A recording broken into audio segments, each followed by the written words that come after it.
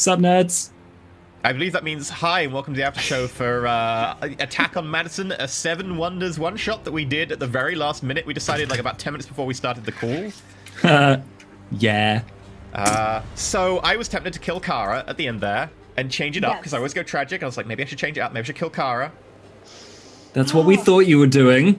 That's what we all thought we were doing, and that's why at first I questioned it. I was like, wait, are you stabbing me or stabbing yourself? And I guess that's what ended up happening, but you always want to sacrifice yourself in the end. Saren wanted to do it at the end of World of Darkness also. Yep. Yeah, that's like E's favorite character. Well, I always play tragic characters, and if a tragic character doesn't have time to get their complete redemption, it's like, well, killing them off is a redemption if they do it self-sacrificing, and if they do get redemption, then still killing them off sort of works. So it's kind of a go-to. I've got to change it up, but you know, maybe next time I murder my girlfriend for her blood. There's always next time, yeah. I did not know what we were getting ourselves into for this. Like, whew. Yeah, well, the beauty of the Seven Wonders games is that this wasn't just me. I am both a player and the person who organizes the chaos, but you individually just get to put your own little ingredients in there, and then we all stir, and it goes...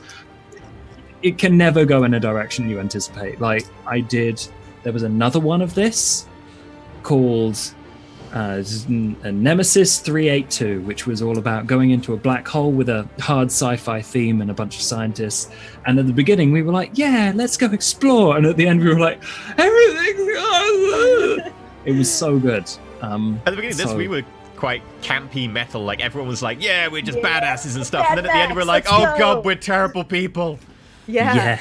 Oh my gosh. I just want to say little Hugh was like, at the end there, I was like, this is so pretty. Like, he tried to stab Ida because he thought he was doing the right thing. And then, oh my God. And then Ida came in and sacrificed herself. I was like, oh that was so good. I was like, yeah. At the end, I was like, cool.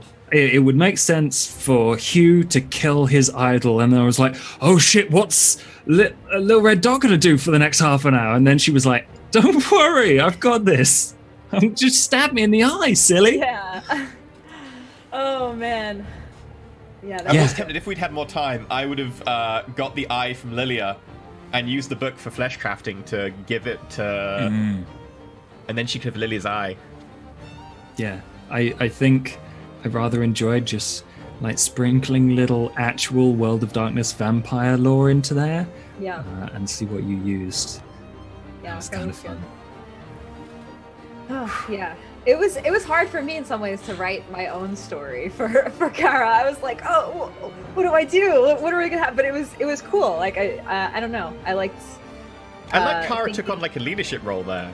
Yeah, which normally she doesn't do. But I liked it too, honestly. I feel like we needed it, and we needed to kind of get some camaraderie going on. Because my original thought was that the first issue was that tensions were rising, and I think we kind of all solved that, and I don't know, it helped. Yeah. Solved that by getting addicted to vampire blood in one of our cases. That's the beautiful thing. But we eventually... And the other two of us solved it by having just a lot of sex. We had to make some tough decisions. But... And I'm not sure we really solved it with Hugh until, like, after the second act, where we'd just been stringing him up as bait. Right. So... I love that. Oh, that was fun. I just like the idea we can use him as bait. No! Smash cut, he's on a flagpole. This little 17-year-old kid, like, being strapped to a pole. I was like, oh my God. It's so sad. Yep. But funny. It's beautiful that this game allows people to create their own problems and then, through roleplay, either solve them or just sometimes you can't, or you change things around, and it can go anywhere, and that's pretty great. So, like, giving away some of the GM power to other people is always a fun exercise in trust and getting to know people. Plus, like, I think if we do this game again, or at some point in the future, we'll be able to do like way more because we'll be used to it. Yeah. That's the other thing. I was gonna say I would like to try something like this again because it's new for me, all of this, so I'm like I'm not sure what to do, but now that I'm a little more confident, I would love to try something like this again. Yeah, I was really like at the beginning I was like, how do I do the how should I? And as soon as it got started, I was like, right, I think I know an engaging story here, because I was like, I'm pretty sure I want us to turn into vampires, so we've become the thing we were trying to destroy. Mm-hmm. That was perfect. But yeah, it definitely, the ending was very impactful. Yeah. I had a concept. I was like, if Matthew gets lost, That was what you were planning? You dick! God. I didn't think you were thinking that far ahead. I was like, if he's lost, I can maybe use him in future. I didn't know he's definitely going to be a sacrifice of the ritual. I was like, I can probably use this in future, and in some way suggest that we need to kill him. And then it kind of came together at the end. I was like, yes, he's definitely one of the ones of the ritual. Yeah. You always have these ideas. Wow. These dark ideas. That's why I was like, guys, this is pretty dark, but do you want to make it darker? And you were all like, yeah. And I was like, are you ready for this? I thought, maybe you were going to bring out like all of our people, like Lilia, Matthew. Somehow you got all of that. I would have been tempted, Layla. but like there was no basis for me having Lilia. Like I think she was meant to be the hostage of Darian, so. Right. Oh man, yeah. I wonder, Bub is just gonna. I swear, Bub is gonna watch this whole thing and just be like, "Holy crap, Darian's gone evil." Yeah. That I moment between wonder Hugh what and Bub Ivan. thinks. Yeah. I need to know. He did have an evil letter. He did. Love Darian. And I got, what did I get? Was it a Layla letter with an I? Yes. Oh yeah. Yeah. That fun shiz. For sure.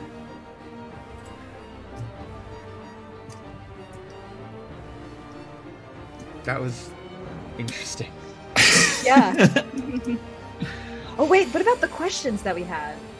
Oh yeah. So you could. What was yours? And What how would do have you think- happened if I didn't move to Madison? Which is, I mean, kind of obvious, but I think for the ending, I think it kind of is cool. It comes in full circle. We leave Madison at the end. We drive off. I don't know So which is the canon ending. We've got the theatrical release ending, which is that she drives off, and we've got the director's ending, which is that she like commits suicide because she can't be without Saren after all the things she's done. Which is Or the bit canon where she ending. takes over the army. That's like the secret ending that all the movie nerds Oh, know yeah. about. Yeah. Yeah. That was like maybe the one that they shot extra to make sure people didn't know the ending if anyone stole the footage, and then they were like, Yeah. "This could be an ending," which is a it was canon hard for ending. me. It was hard for me to think of a negative on the spot there, so I was like, I don't know. She just never is the same. But I kind of like a more dramatic ending. So maybe it could be that later on, like because I don't want to just. I think she would leave with Hugh, and they would, drive off. Maybe at some point, like Kara just would become overwhelmed with sadness and might take her own life later on sometime down That's the what I line. was Not like. If she immediately. dies in battle, she doesn't have the whole "I need to get Hugh away," Yeah. but that works. Yeah. So the canon ending is she gets away with Hugh, and then she dies. Yeah. That's what I would say. But yeah, your question. How do you feel that resolved? What would happen if she didn't? I mean, if I didn't come to Madison, I don't know. I feel like maybe Saren wouldn't have died. So many different things could have happened if I wasn't in Madison at the time. So it's like, I don't know. It's a weird question to think about. Just everything would have been different, but I feel like the question was kind of answered. Or just that it came full circle, honestly. I like that it came full circle, that we left. Definitely. Yeah. Mine was, what was it, like, what am I afraid of? Oh yeah. And I think Saren was afraid of being alone. So that's why that she was like with Layla and then Kara, she just couldn't be alone. And that at the end there, she was just like, at least I can not be alone by making it on my own terms, and I can help out Kara. Right. Oh, mine was what do I want to be when I grow up? It turns out I want to be Ida, which is proper fucked up. Yep. So, like, we'll come back to you a few years later. You'll be self-mutilated, like you'll have removed an eye. I don't think he would go self-mutilate because he has learned from Ida's mistakes. That's the thing. After going through all of that and seeing what Ida did to herself, he grew up a little bit. He learned how to be like Ida, the best bits of Ida, the heroic bits. So he would try and emulate that, and definitely, this is World of Darkness. Like a fuck ton of awful mistakes because he is still drinking too much vampire blood. What happens to a ghoul who stops drinking vampire blood? Do they die? They don't die, they just age faster. Oh, yeah, they age all the stuff they've missed while on vampire blood. Pretty much. So Hugh would live for a very long time and be a very big problem to a lot of vampires, I think. So would Kara. But eventually they would... It can only be a tragic ending from there. Because the vampires would hunt them. It's eternal night, so... whether the vampires get them or the end of the world gets them first, because that's like one of the Gehenna options. Things Yeah. in the vampire game I last played. That was like the point where everything went downhill. Like there was an antediluvian, so like the tip-top vampire of the La Sombra got jealous of all the other antediluvians getting to do cool things and getting like godly powers. So they were like, well, it's night now. And my entire group of vampires had to go to the abyss to make a pact with a horrific demon to pull their vampire powers away. And it didn't go well. So that's vampire for you. Wow. The end of the world. It's the end of the world as we know it. That plays as like they drive into the sunset in the battle bus. Yeah, that sounds about right. Right, I think that's a good end for the after show. It was emotional roller coaster, but like I don't think I there's know, anything, any discussion behind the scenes because we kind of discussed it as we were going through. Yeah. Oh, can I pimp my vampire thing? Am I allowed? Oh yeah, totally. Monday, 9 p.m. BST, 1 p.m. PT. Mondays, we're doing a Thin Blood Vampire the 5th edition chronicle on my Twitch channel. It's going to be awesome. I'm Thank looking you. forward to that. Sorry, I know we really cut that end of the show thing because Dot was like messaging like I have to be at a panel 15 minutes away and it's 10 minutes to the panel. It's like, oh god. So yeah, but anyway, thank you very much for watching the episode. I hope you enjoyed it. It was a bit weird trying to put it on the last minute. If you did, that's a really good sign. If you got any feedback and stuff, always good to know, so let us know. Anyway, I will be off. Goodbye, and thank you everyone for being part of this weird experience.